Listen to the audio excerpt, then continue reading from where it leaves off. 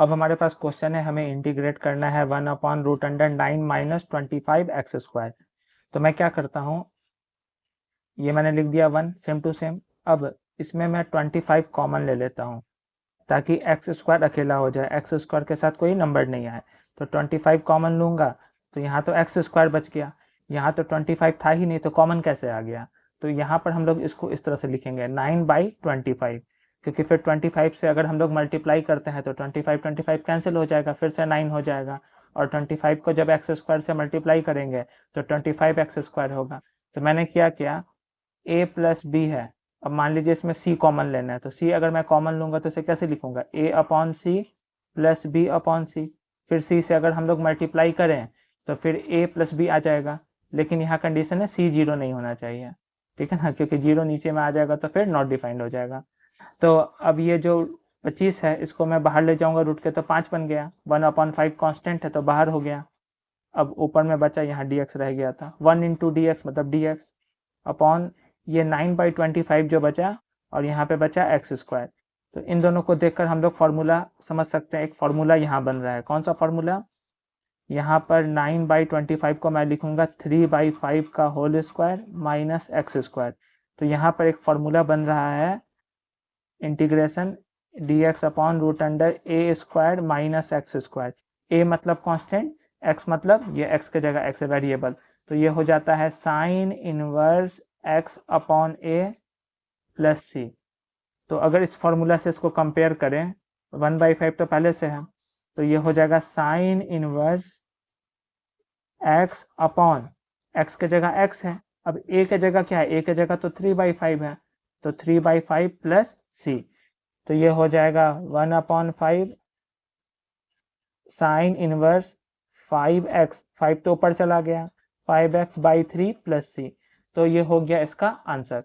ये मैंने x² को अकेला इसलिए किया क्योंकि x² के साथ यहाँ फॉर्मूला में कोई नंबर नहीं होता है, कोई कॉफिशियंट नहीं होता है x² का, इसलिए x² जब अकेला होगा तभी ये फॉर्मूला काम कर सकता है। और यहाँ कांस्टेंट होता है, एक टर्म कांस्टेंट है, एक में x² है, इसलिए x² को अकेला किया ताकि इस रूप में आ जाए। ठीक है, इसको बनाने का एक और तरीका हो सकता है, आप चाहें तो इसका स्क्रीनशॉट पहले ले लीजिए, इसको मैं एक दूसरे तरीका से भी बताऊंगा। ठीक है, तो इसको मैं दूसरे तरीका से बताता हूँ। ये मैं क्वेश्चन फिर से लिख देता हूँ। फोर्थ इंटीग्रेशन था 1/√9 माइनस 25 x² और यहाँ dx था। ठीक है, तो इसे अब मैं क्या करूँगा, 1 लिख दिया, 9 लिख दिया, 25x² को मैं लिख रहा हूँ 5x का होल स्क्वायर। ठीक है ना, अब मुझे देख के तो लग रहा है कि ये फॉर्मूला इसी तरह से बन रहा है dx अपॉन, अच्छा ये जो 9 है अगले स्टेप में मैं इसे 3 का स्क्वायर लिख देता हूँ पहले, 3 का स्क्वायर माइनस 5x का होल स्क्वायर। तो ये देख के तो मुझे लग रहा है कि इसी तरह का फॉर्मूला आ रहा है, जो कि होता है साइन इनवर्स x/a प्लस सी। तो लेकिन यहाँ प्रॉब्लम है, यहाँ x होना चाहिए, यहाँ 5x है, मतलब एक वेरिएबल होना चाहिए जिसके साथ कोई नंबर कांस्टेंट नहीं हो, उसका कोई कॉफिशिएंट नहीं हो। लेकिन अगर ये x² है, यहाँ तो 25 उसका कॉफिशिएंट है।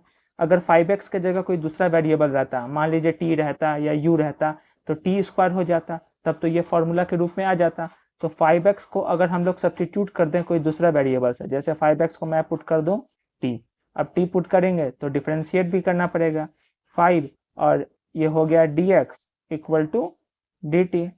अब क्वेश्चन देखते हैं हम लोग, ये जो इंटीग्रेशन है हमारा ये वाला, ठीक है, ये हो गया dx के जगह हम लोग क्या लिख सकते हैं, dx की वैल्यू निकालनी होगी, तो dx की वैल्यू हो जाएगी dt/5।